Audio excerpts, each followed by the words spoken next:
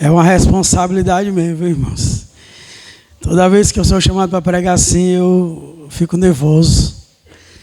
Nunca deixo de ficar nervoso, irmãos. Vamos abrir, irmãos, em Atos. Livro de Atos, capítulo de número 1.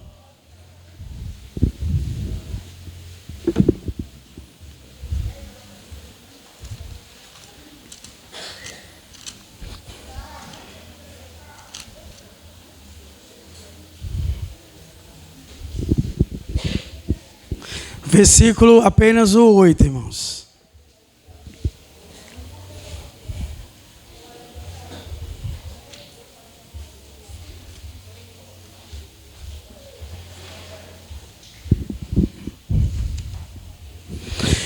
Todos acharam aí, irmãos? Diz assim, ó. Mas recebereis o poder do Espírito Santo, que há de vir sobre vós. Ser-me-eis testemunhas, tanto em Jerusalém, como em toda a Judeia, Samaria e até os confins da terra. Podeis sentar, irmãos.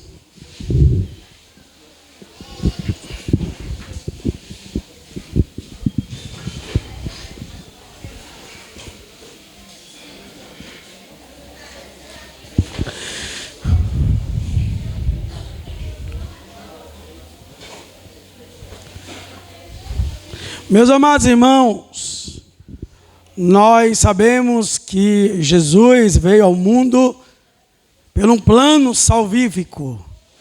Deus, de antemão, já escolhera Abraão. Ele fez uma promessa, seria cumprida na pessoa de Cristo, que todas as famílias da terra seriam abençoadas, no caso em Cristo. Deus fez um plano redentor, já de antemão, para manifestar ao mundo. Nós sabemos que Jesus, irmãos, ele veio como o Salvador, como o Senhor. Mateus fala que ele é aquele que veio para perdoar os pecados do povo. Lucas fala que ele nasceu de uma virgem, para assim se apresentar ao mundo. E Cristo, irmãos, quando veio ao mundo, ele veio para salvar a humanidade. Esse é o primeiro objetivo da obra redentora de Deus, e a salvação dos homens, porque todos pecaram e destituídos estão da glória de Deus. Portanto, o objetivo primário da vinda de Cristo, irmãos, a este mundo é salvar as pessoas. Nós temos inúmeras passagens na Bíblia, Cristo salvando pessoas, muitos vindo a Ele arrependidos. Mas esse não é, irmãos, o primeiro ou único objetivo que Cristo veio fazer aqui na terra. Através das conversões, através das salvações, através daqueles que se renderiam a Deus por meio de Cristo, Deus, irmãos, também tinha um plano também de estabelecer, instituir aqui a sua igreja. A igreja, irmãos, ela é um plano espiritual. É um plano, irmãos, que veio de Deus. A igreja não é humana.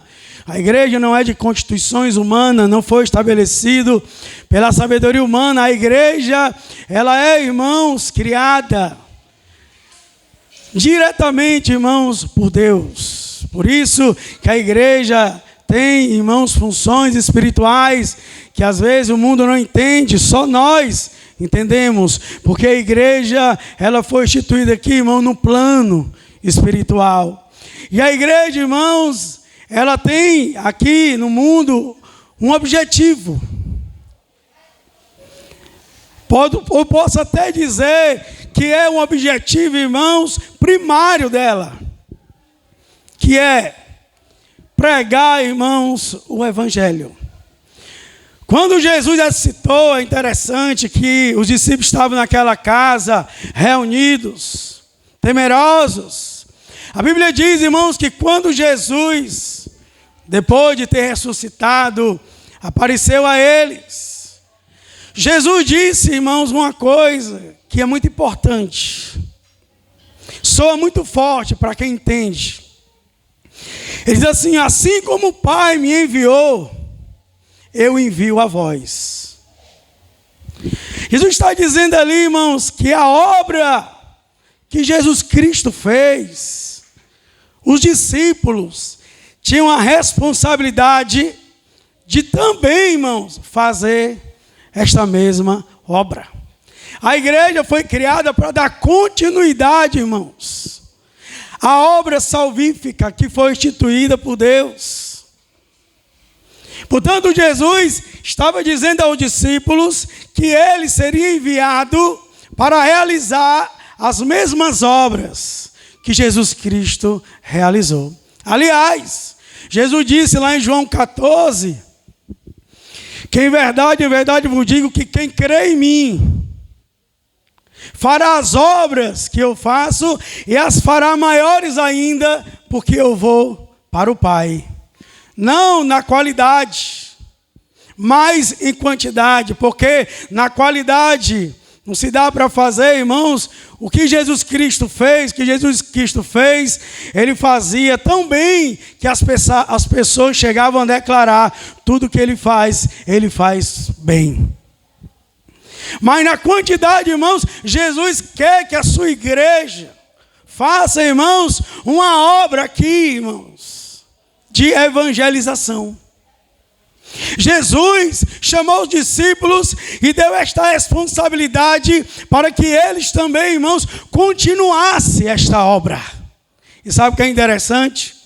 Que Jesus, irmãos, fazia uma espécie de treinamento com os discípulos. Por exemplo, Jesus enviou de 2 em 2 para pregar o evangelho, para curar os enfermos, para ressuscitar os mortos, para limpar os leprosos. Jesus, irmãos, enviara a eles, dando-lhes poder, para que eles realizassem esses milagres. De fato, irmãos, eles fizeram. Eles curaram os enfermos, ressuscitaram os mortos, limparam os enfermos. E quando eles voltaram, tão admirados, porque em nome de Jesus, os espíritos imundos eram expulsos. E eles alegres, animados, voltando da missão, chegou para ele e disse: Senhor, em teu nome, os espíritos, eles nos submetem. É tanto que Jesus falou: não se alegre tanto por isso, mas porque o nome de vocês estão escrito no reino de Deus. Sabe o que é interessante, irmãos? Que em outras oportunidades, os discípulos também foram fazer obras. Como aquele filho daquele homem que estava endemoniado, terrivelmente, irmão, sendo assolado pelo aquele demônio. Quando Jesus estava lá no monte, transfigurando, os discípulos estavam lá tentando expulsar aquele demônio e não conseguiam. Aquele pai desesperado foi até eles pedir ajuda, irmãos, para que curasse o seu filho daquele mal, mas eles não conseguiram, irmãos, expulsar aquele demônio.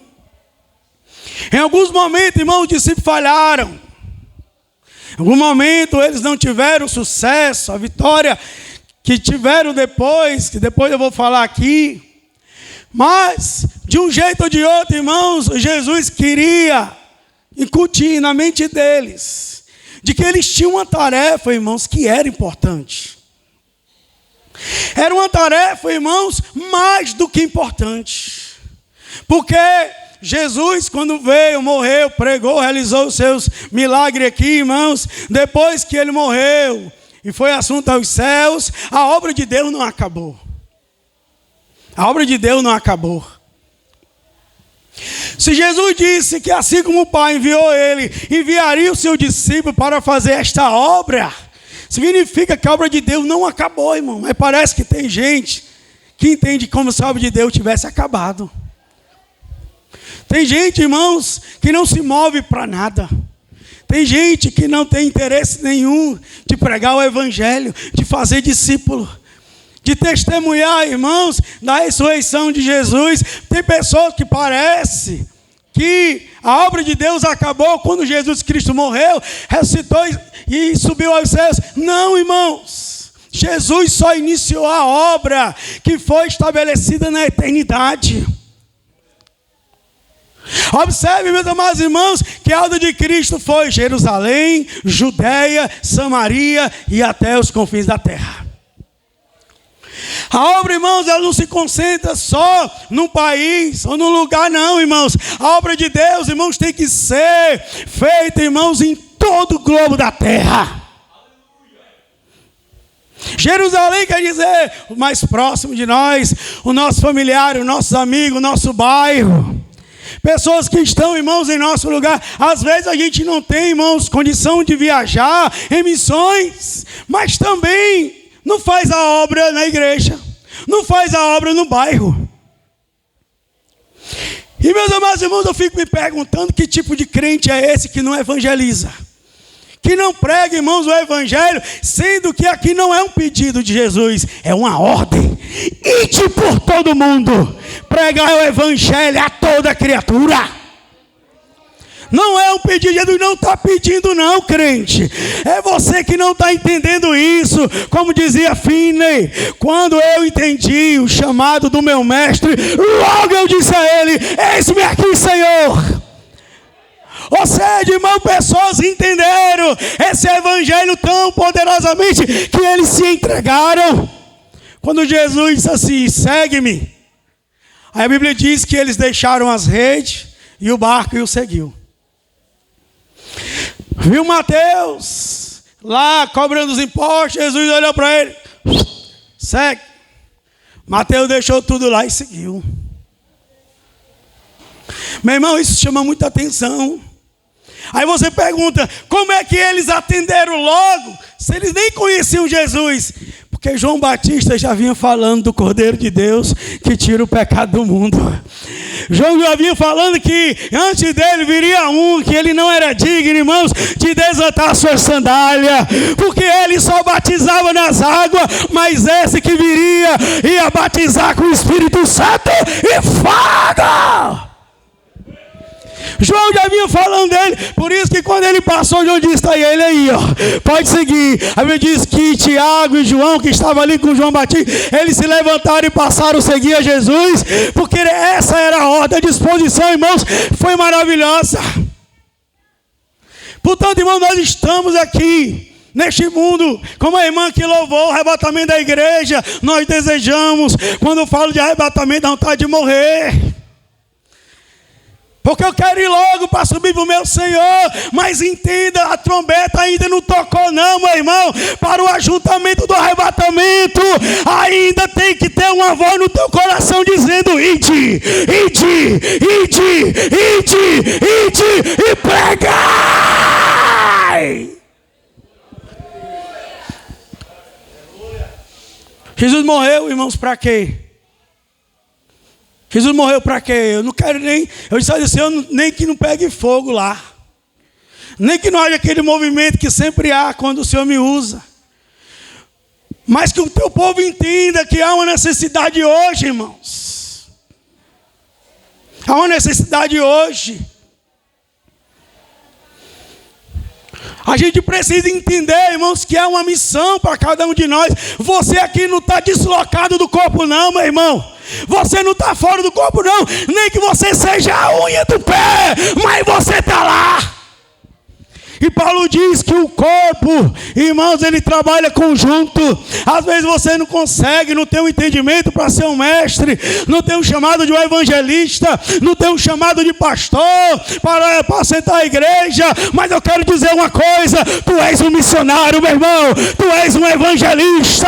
Abre a tua boca, como diz lá em Provérbios, que eu te encherei. O que é a testemunha? A testemunha é alguém que relata o que viu, o que ouviu. Não é verdade?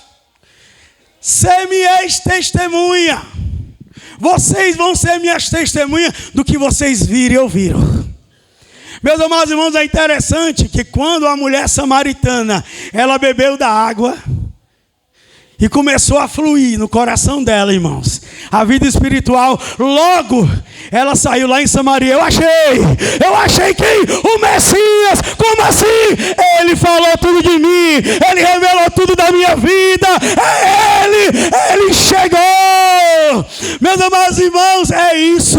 Aquele cego, Jesus diz assim, ó, Jesus cura os cegos. Aí diz assim, agora não diga a ninguém. Não tem como não dizer, não. A Bíblia diz que eles saíram dali e começaram a dizer, olha, aquele Jesus que passei aqui e ele cura aqui, foi ele que abriu os meus olhos.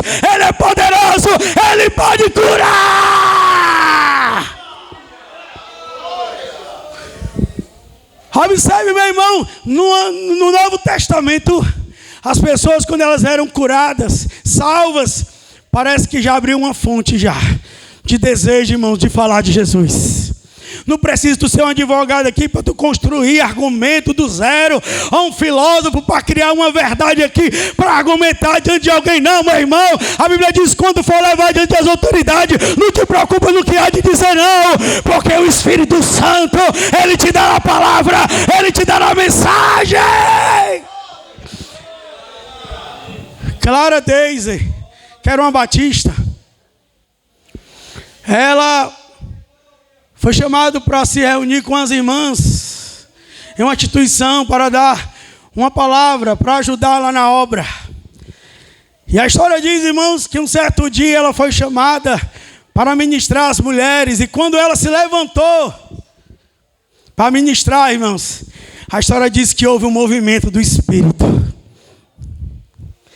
E naquele movimento, meus amados irmãos, ela começou a falar em língua estranha. Ela não falava em língua estranha, ela nem cria em língua estranha, porque os batistas não criam em língua estranha. E ela começou a falar, irmãos, em outras línguas. E a história diz que naquele momento o Espírito Santo foi organizando uma mensagem, irmãos, poderosa para ela. Foi construindo uma mensagem naquela hora. E ela começou a pregar às mulheres. Rapaz, explica isso aí. O que é isso aí? O que é que está acontecendo? Meu irmão, nós precisamos entender que nós temos uma missão aqui na terra. Nós estamos vivendo uma geração fraca, irmãos. A minha geração era uma geração, irmãos, que aproveitou tudo. Nós estávamos nos terminais, nas praças, nos ônibus, nas ruas, nas favelas, nos montes dos bairros. E nós víamos, irmãos, traficantes com a arma na mão, abaixando a arma e guardando, dizendo, vamos ouvir aqui os irmãos, porque eles chegaram. Nem policial entra lá no morro.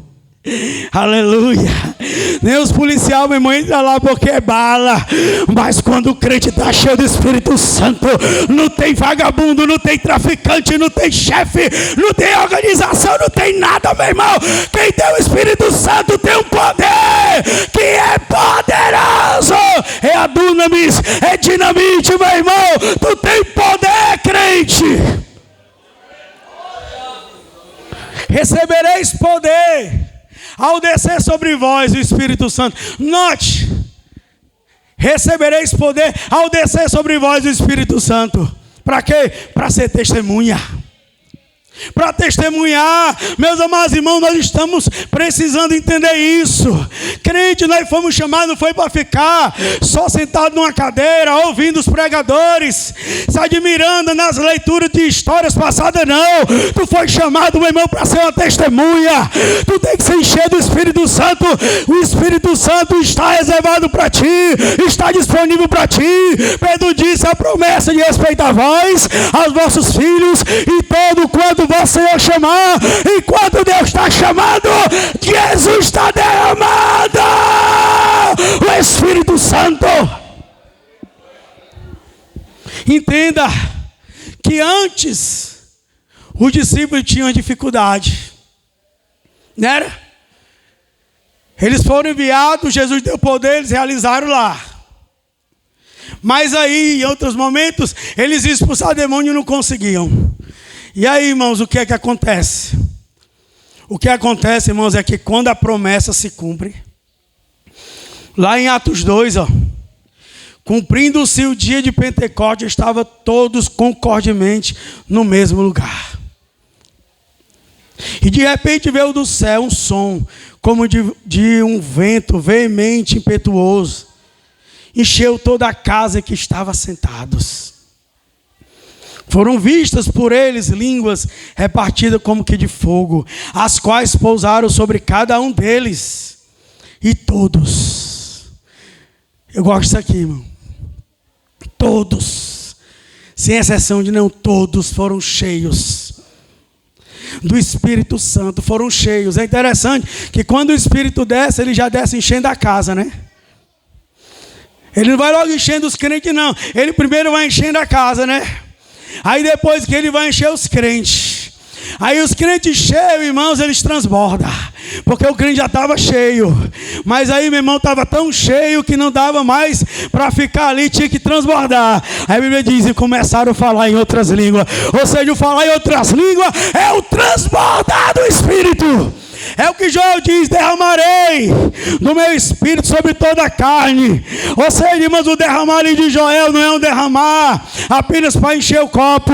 É o derramar, meu irmão, para encher o copo e se esvair, aleluia, pelo chão. Esse derramamento, irmãos, ele não é só para estar cheio, não.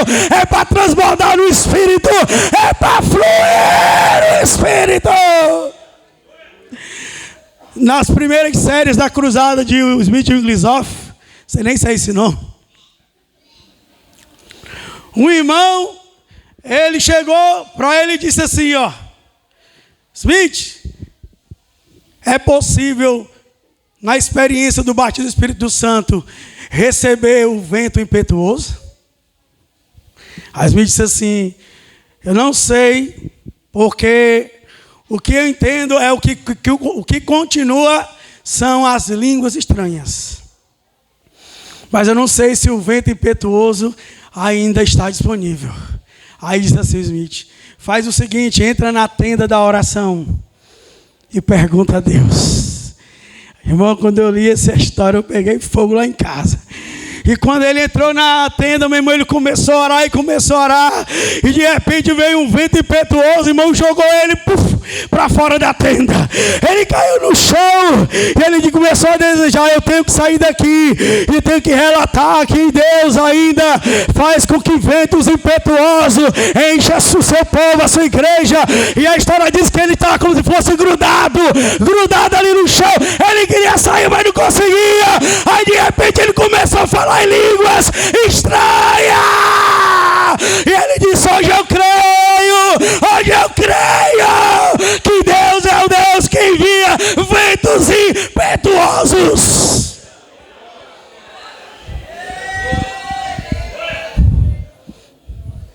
Precisamos de crente que tenha experiência, irmãos. Crente doido. Como o Smith, ele foi evangelizar um homem e o homem morreu. Estava ele e outra pessoa. Aí o irmão disse assim: rapaz, a gente matou o irmão. A gente matou o homem e agora? Calma.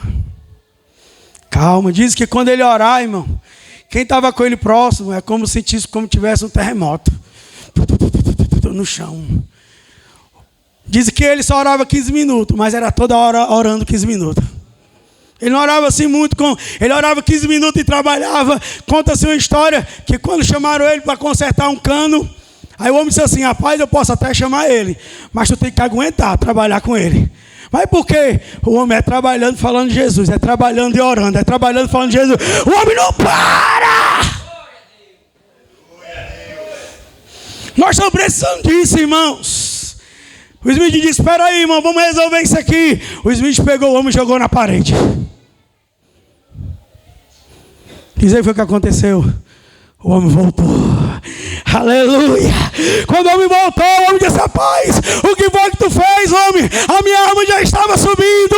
Eu já estava a me encontrar com o meu Senhor. Aí de repente eu ouvi uma voz: desce. Porque o meu servo Smith, ele acabou de ordenar: desce, desce. Aleluia.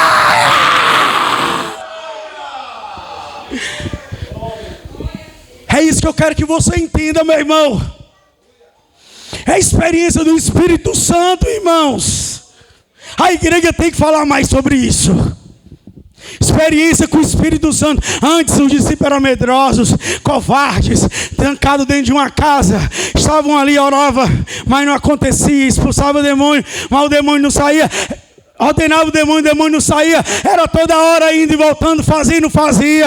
Mas no dia, meus amados irmãos, que o Espírito Santo desceu em Jerusalém e eles foram cheios do Espírito Santo, não se vê mais oscilação, não se vê mais inconstância nele. Aqueles homens foram tão cheios do Espírito Santo que a Bíblia diz que até a sombra de Pedro, as pessoas começavam a olhar. Olha, esse Pedro está passando aí, para quê? Porque eu quero ver a sombra dele. Eu vou pular em cima dele.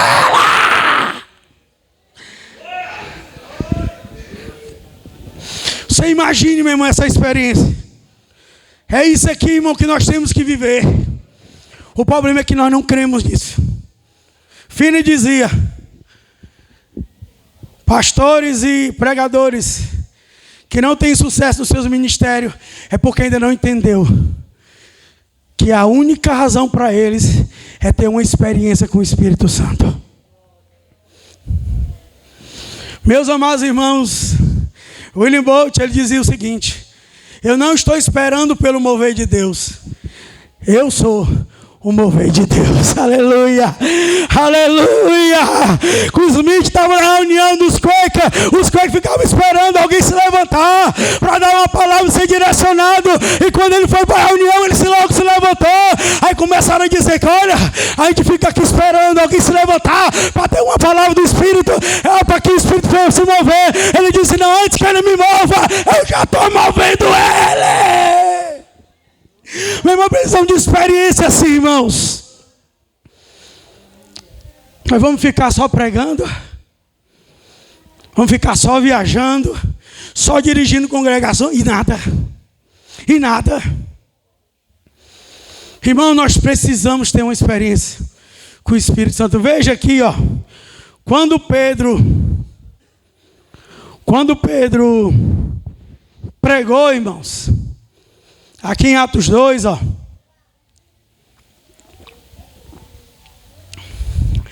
A primeira parte, Pedro vai falar da profecia de Joel. Na segunda parte, Pedro vai falar de Jesus, né? Diz assim, versículo 22, ó. Homens israelitas, escutai estas minhas palavras.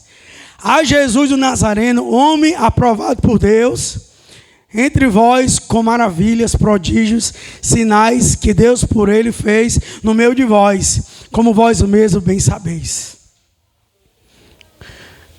Meu irmão, isso aqui é tão tremendo. Lá em Marcos, a Bíblia diz que os homens se lançavam a Jesus. Você já viu esse texto já? Em Marcos? Deixa eu ver aqui, irmãos. Marcos 1. Ó. Marcos, deixa eu ver aqui. Não, é 2:10, ó.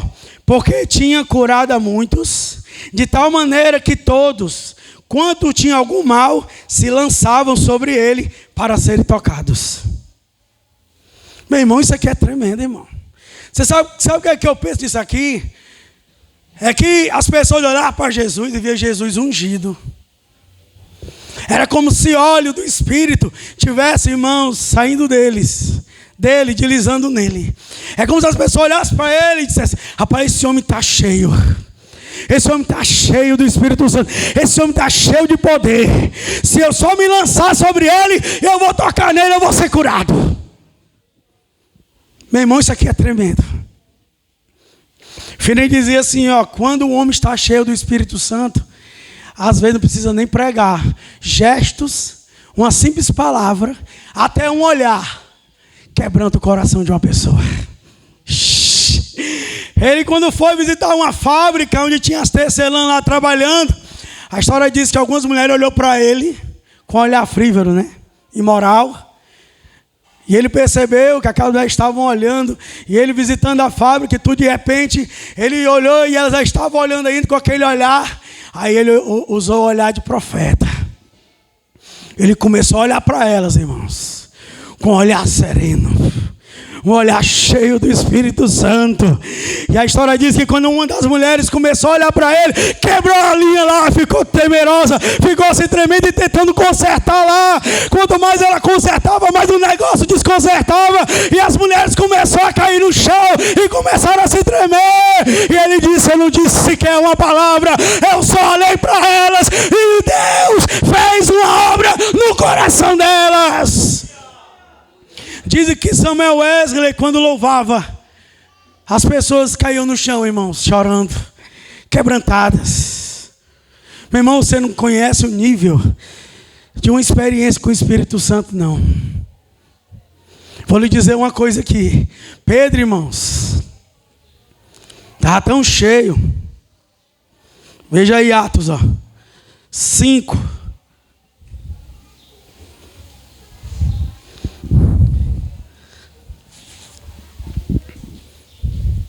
Aliás, irmão, 2 ainda. Olha aqui, quando Pedro pregou essa mensagem, irmãos, e ouvindo eles isto, compungiram-se em seu coração, perguntaram a Pedro e aos demais apóstolos: que faremos, homens e irmãos? Irmão, fui pesquisar essa palavra aqui, compungindo-se. Significa ser transpassado, ferido ao coração, espetado. Eu gostei disso aqui, espetado. A mensagem de Pedro, irmãos, era tão poderosa. Depois que ele foi cheio do Espírito Santo, era como se Pedro estivesse enfiando espeto neles. Você imagina aí, Pedro espetando eles. Era a mensagem de Pedro. A imagem de alguém que está agudamente atingido ou espetado, irmão, no íntimo. Não é apenas um leve tristeza, mas uma bala estrutural, irmãos, na consciência. Meu irmão, que mensagem foi essa de Pedro? Que causou tudo isso, irmãos. A mensagem de Pedro foi tão poderosa, e outro Pedro ameaçava eles, denunciava eles: vós que mataste. Não era aquela mensagenzinha, irmãos, fraquinha, não. Não era aquela mensagenzinha de hoje, né? Light, mamãozinho com açúcar, né? Essa mensagenzinha aí de chocolate. Não, meu irmão, era uma mensagem dura. Pedro estava denunciando o pecado deles. Vós foi quem mataste ele. Foi vós quem entregaste. Pedro pregava, irmão, denunciando o pecado deles, irmãos. Não era mensagenzinha fraca, não. E quando eles ouviram que tinha, irmãos, crucificado Jesus, tinha entregue Jesus na mão de Pilato, tinha, irmãos, crucificado o autor da vida, nesse momento a palavra foi tão poderosa que eles compungiram. Foram tanta espetada, mas tanta espetada, irmãos, que feriu o irmão no íntimo. Meu irmão, sabe o que é interessante?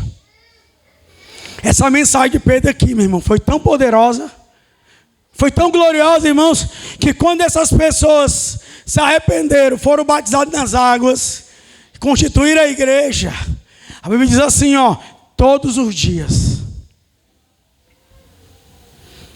estavam no templo. Todos os dias guardava a doutrina dos apóstolos, a comunhão, a oração, o partir do pão. Todos os dias. Sabe o que significa isso? Que essa mensagem aqui, irmãos, ela transformou de verdade o coração daquelas pessoas. Foi uma mensagem tão poderosa, irmãos, que quando eles ouviram, irmão, houve um quebrantamento. Eles se arrependeram dos seus pecados, eles confessaram os seus pecados publicamente, foram até lá e receberam, irmãos, o perdão de Deus, e eles se converteram. Não foi um momento, não foi pela circunstância, não. Essa mensagem, irmão, cheia do Espírito Santo, transformou a vida daquelas pessoas. Quase 3.000 almas se renderam ali, irmãos, a Cristo. E todos os dias estavam ali no templo. Era todo dia, meu irmão. Não faltava um dia. Hoje eu estou cansado eu não ia. Hoje eu estou com febre eles iam, porque eram curados. Eu estou assim hoje, eles iam, porque era restaurado. Porque eles sabiam, meu irmão, que a reunião tinha poder. O irmão perguntou assim para mim, irmão Gleiciano: podemos fazer pelos grupos familiares hoje, que não é mais aquele movimento que tinha antigamente. Eu disse para ele, quando for alguém doente, ora por ele. Ou então, quando tu ir para o grupo familiar, hoje é o familiar, você acorda cedo, jejum, a hora, lê a Bíblia, Senhor, eu quero uma palavra, me dá uma palavra, Senhor, uma palavra, Senhor, que toque no coração, que faça os meus irmãos chorarem, se quebrantarem. Aí, meu irmão, na hora que tu tiver essa ousadia, de alguém chegar lá, irmão, hoje eu vim, mas eu estou enfermo, vem aqui, se ajoelha aqui, meu irmão. Não vamos começar o grupo agora, não. Nós vamos orar agora por aqui, porque eu quero prática, eu quero realidade. Eu não quero só palavra indo e voltando, não. Eu quero poder. Vamos orar aqui, vamos começar a orar. E quando orar e ele for curado, aí ele vai comer. Irmão, ontem no grupo familiar o irmão orou por mim, eu estou curado hoje. Tu vai ver, meu irmão, no outro dia. Se tivesse só 10, agora vai ter 20, depois vai ter 30. Porque o povo está, meu irmão, onde Deus está operando, onde tem milagre, onde tem prodígio, onde tem maravilha, onde Deus se manifesta. Quer ver a prova? Quer ver a prova? 3, Atos 3, ó. Quando Pedro cura, né, ó.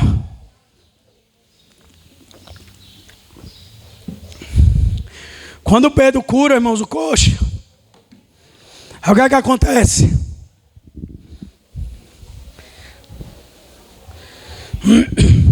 Três, 11, ó. E apegando-se o coxo,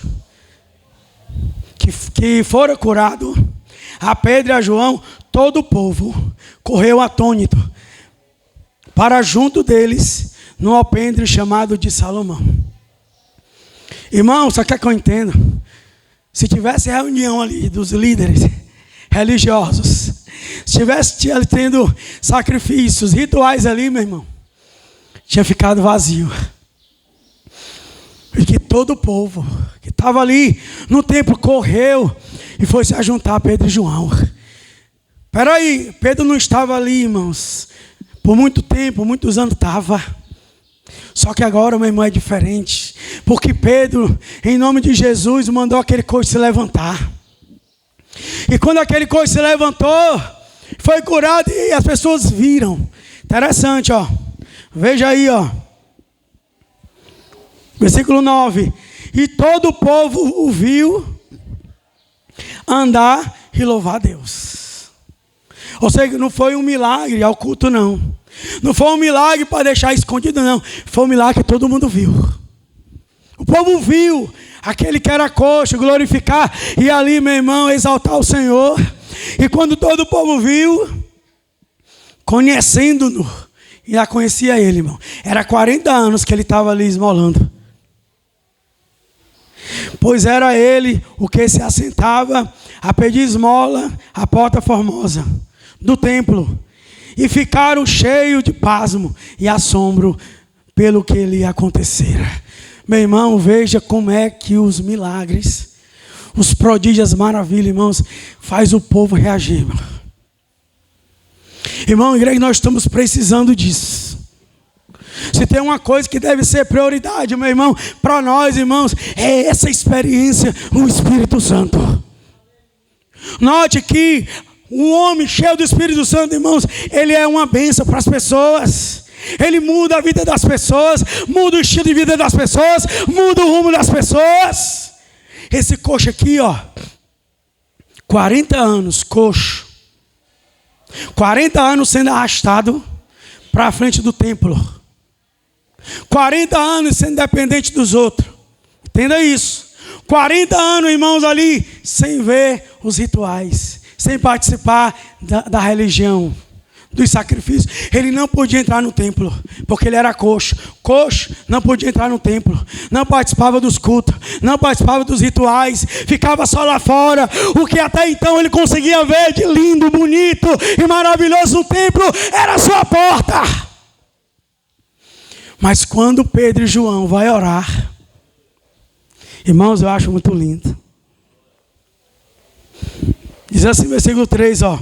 O qual, vendo a Pedro e a João, que iam entrando no templo, pediu que lhe desse uma esmola. Presta atenção. E Pedro, com João, fitando os olhos nele, disse: olha para nós. Irmão, isso aqui é ousadia. É ousadia. Trepidez. É como eu estou dizendo aqui, irmão. Se você tiver ousadia para mudar o estado do grupo familiar que se encontra na sua igreja, no seu bairro, está aqui, meu irmão. Fixando os olhos nele, disse: olha para nós. Responsabilidade, meu irmão. Aquele homem, 40 anos coxo, 40 anos que estava ali, todo mundo via aquele homem. Você imagina se Pedro ora por ele, ordena em nome de Jesus para que ele se levante. E se ele não se levantasse, irmão, como seria a vergonha em que Pedro e João teriam ali? Porque Pedro disse: olha para nós. Aí diz assim, ó. E olhando para eles, esperando receber alguma coisa. Meu irmão, o mundo espera receber algo de nós. Está lá fora pessoas depressivas. Está lá fora pessoas doentes. Está lá fora os hospitais lotados. Está lá fora os presídios lotados. Está lá fora o morador de rua. Está lá fora, meu irmão, as facções. Está lá fora esperando alguma coisa de nós, meu irmão, da igreja. Meu irmão, mas nós temos que ser como Pedro, fixando os olhos e disse: olha para nós. E ele orou e ficou esperando. E Pedro disse: eu não tenho prata, eu também não tenho ouro, mas o que eu tenho, ou seja, eu tenho aqui uma vida cheia do Espírito Santo e eu tenho poder.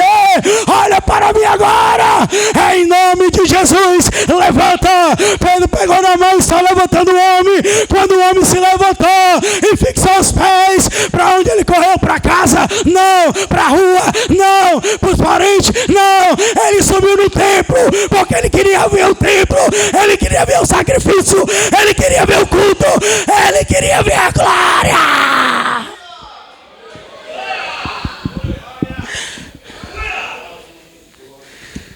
Imagine, meu irmão, aquele homem não precisou mais de ninguém para levar ele para ali.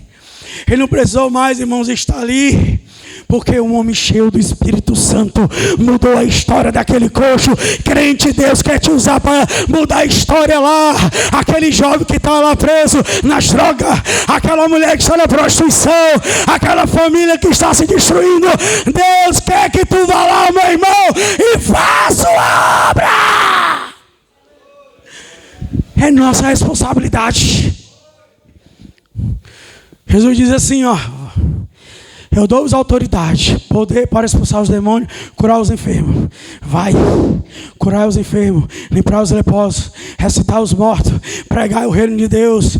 Meus amados irmãos, foi uma ordem e eles saíram e fizeram. Jesus disse: serei minhas testemunhas. E Pedro foi testemunha.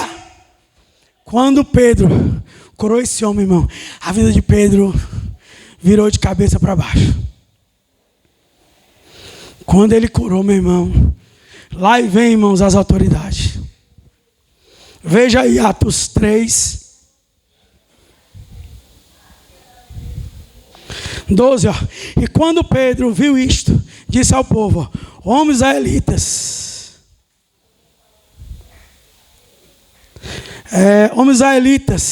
por que vos maravilhais disto? Ou porque olhais tanto para nós, como se pelo nosso próprio poder ou santidade fizéssemos mudar este homem? Meu irmão, o povo queria atribuir aquele milagre a Pedro, como se fosse Pedro, irmãos, que tivesse diretamente curado aquele coxo. Aí Pedro: vocês estão olhando assim por quê? Não foi pelo nosso poder e nem santidade, não. Aí diz assim, ó: o Deus de Abraão, de Isaque e de Jacó, o Deus de nossos pais, glorificou o seu Filho Jesus, a quem vós entregaste perante a face de Pilatos, negastes, tendo ele determinado que fosse solto. Veja, irmão, a pregação de Pedro aqui, ó. É uma pregação direcionada. 14, ó: mas vós negaste o santo e o justo, e pediste que se vos desse um homem homicida, mataste o príncipe da vida, ao qual Deus ressuscitou dentre os mortos, do que nós somos testemunha. Note, irmãos, como Pedro aqui, ele desvia a glória que era para ele, que o povo atribuiu. Qual foi o poder aí? Que santidade que vocês fizeram isso? Não, não foi nós não. Foi o Deus de Abraão, de Isaac e de Jacó, que glorificou o seu filho quando vocês o mataram e entregaram na mão dos injustos. O príncipe da vida foi esse Jesus aí que vocês mataram, que vocês pensaram que ele ficou lá na sepultura. Não, Deus trouxe de volta. Foi esse homem que vocês querem negar. Meu irmão, olha o que é interessante, que quando Pedro vai argumentar, ele diz assim,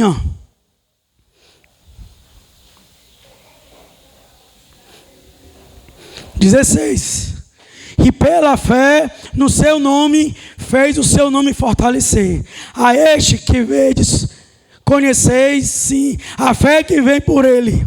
Deu a este, na presença de todos vós, esta perfeita saúde.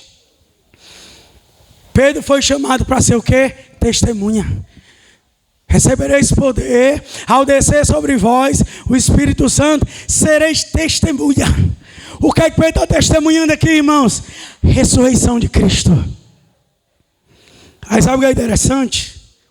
Que no capítulo 4, irmãos, as autoridades, diz aí, 4:1, estando eles falando ao povo, sobrevieram os saduceus e os capitães do templo e os saduceus. Os sacerdotes, os capitães do templo e os saduceus, doendo-se muito de que ensinasse o povo e anunciasse em Jesus a ressurreição de entre os mortos. Sabe o que é interessante aqui? Pedro estava ensinando. Só que as autoridades judaicas tinham lá, irmãos, um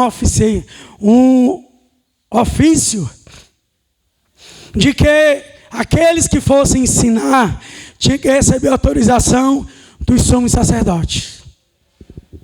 Qual era, irmãos, a raiva deles?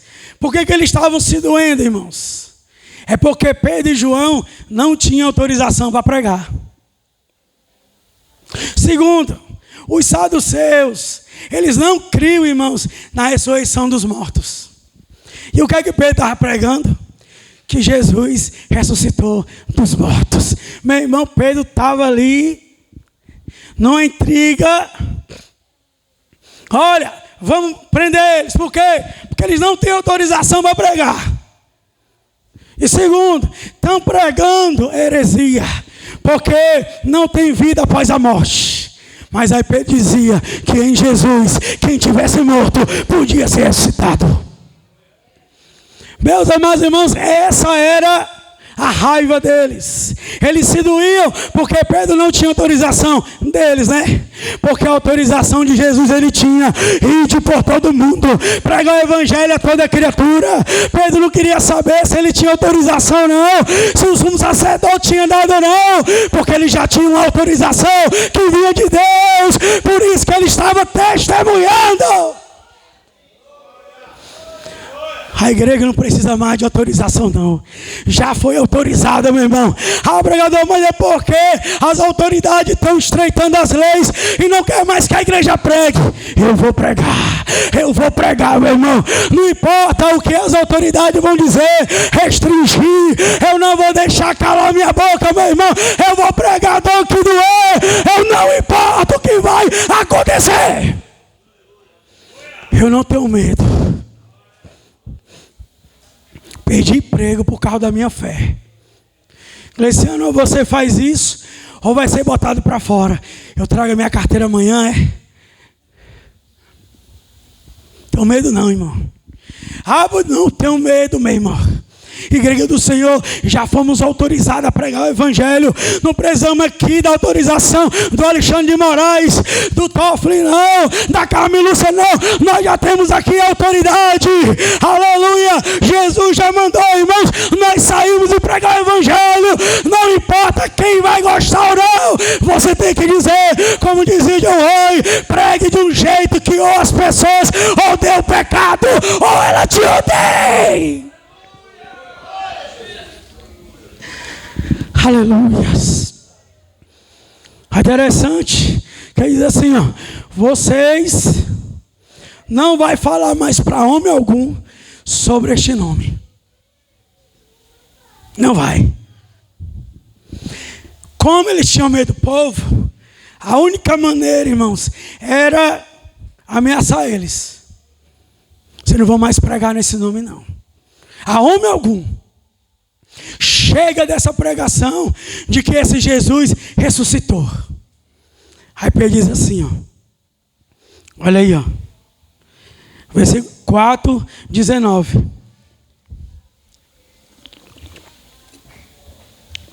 Respondendo Pedro e João lhe disseram: julgai vós se é justo diante de Deus ouvir-vos antes a vós ou do que a Deus.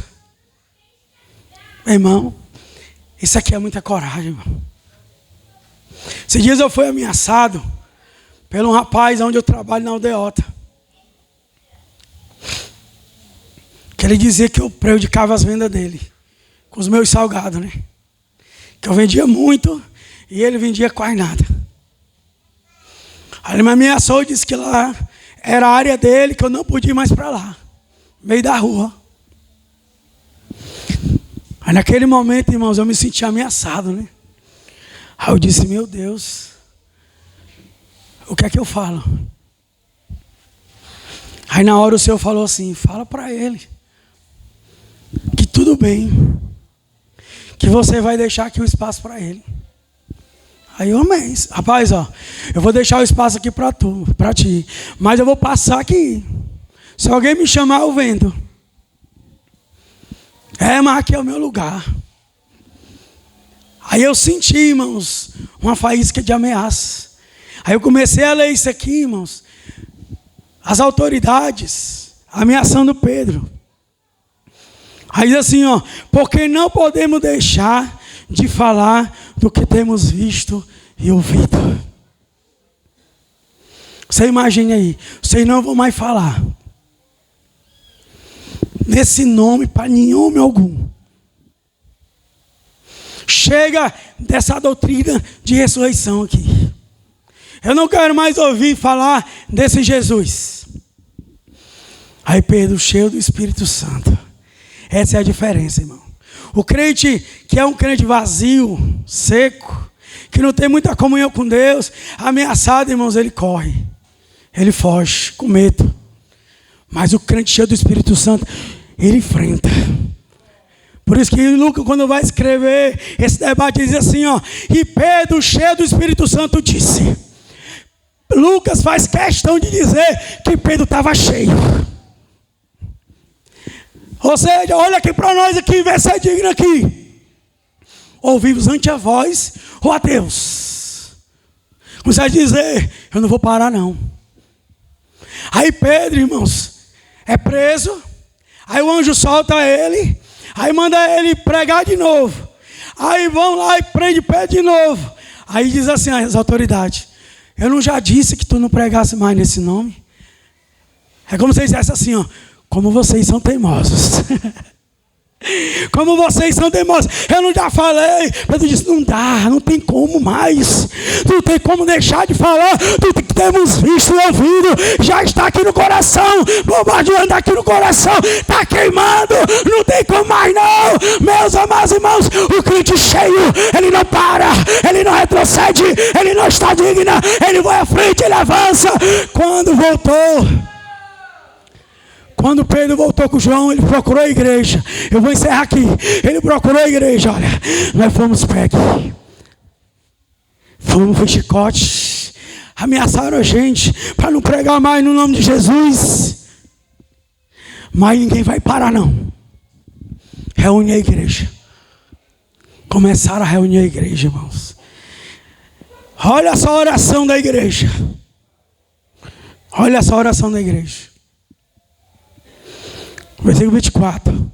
Ouvindo eles isto, unanimemente levantaram a voz a Deus e disseram: Tu, ó Deus, que fizeste o céu, a terra e o mar, e tudo que neles há. Eu me alegrei quando eu li isso. Eu li várias vezes, mas quando eu li ontem eu me alegrei. Sabe o que a igreja está dizendo? Senhor, Tu és soberano. Tu, Senhor, pode todas as coisas. Ninguém exige o Teu poder, ninguém exige a Tua autoridade. É Tu que opera, é Tu que faz. Se Tu der a palavra, acontece. Os homens são impotentes e vazios, Senhor. Eles não podem contra o Teu propósito. Eles não podem contra a Tua obra.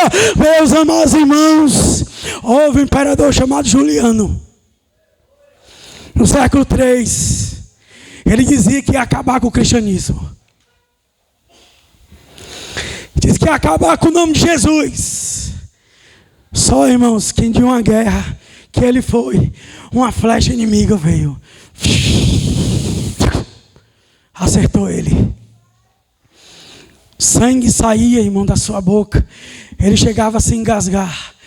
Os capitães foram lá e disseram: imperador, o que é que nós devemos fazer para salvar o senhor? Ele disse: saiam daqui, deixa eu só.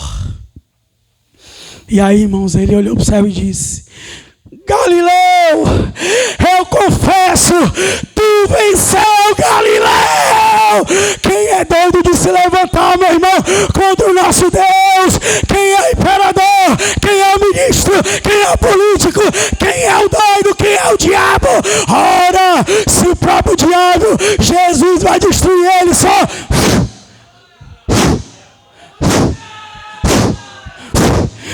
Só com sopra dessa boca. Aleluia.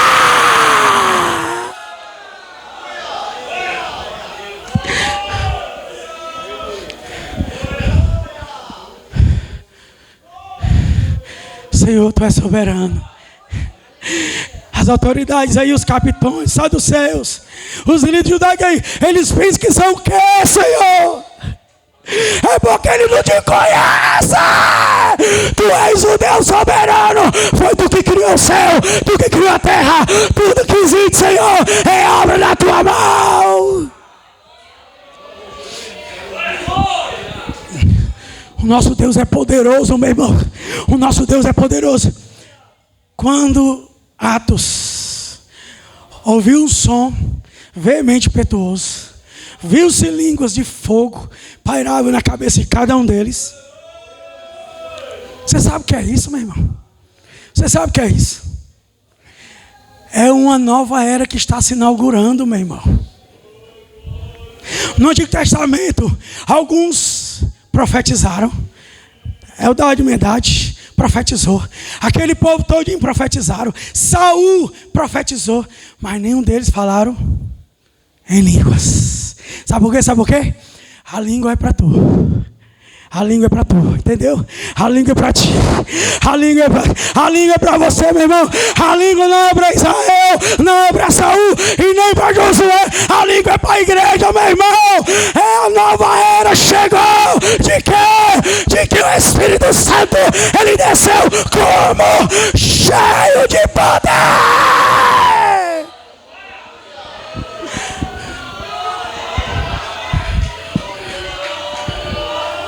Cheio de poder, meu irmão.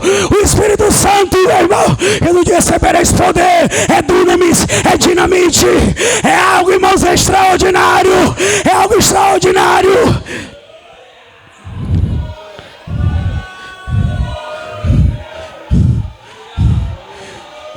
Transbordar, é fluir. Jesus disse: quem crê em mim, como diz a Escritura, fluirá rio de água viva. Aí o texto embaixo diz: e ele falava de quê? E ele falava de quê?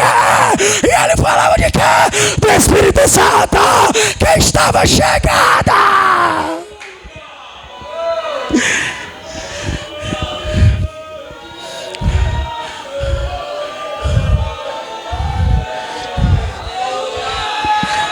Aleluia, isso mesmo, se encha, se encha.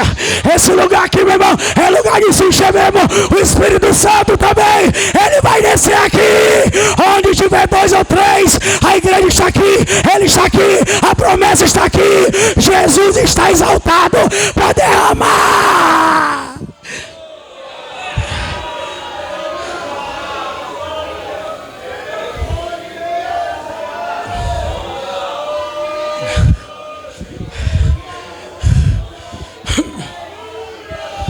Aleluia.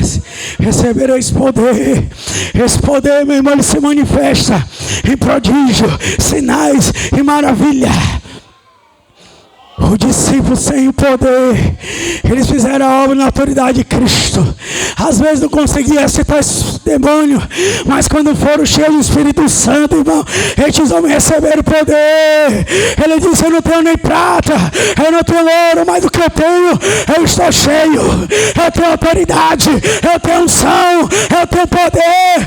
Levanta em nome de Jesus.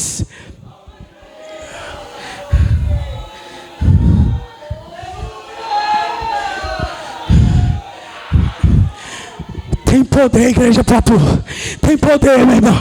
Vamos sair aí desse vazio aí. Vamos sair dessa escassez. Vamos sair dessa nutrição aí. Está na hora de se encher. Levanta, levanta. E vamos orar aqui. Deus quer encher a igreja. Deus quer encher o povo. Eu quero saber, diabo, quando a igreja sair daqui, se prepara, se prepara, se prepara.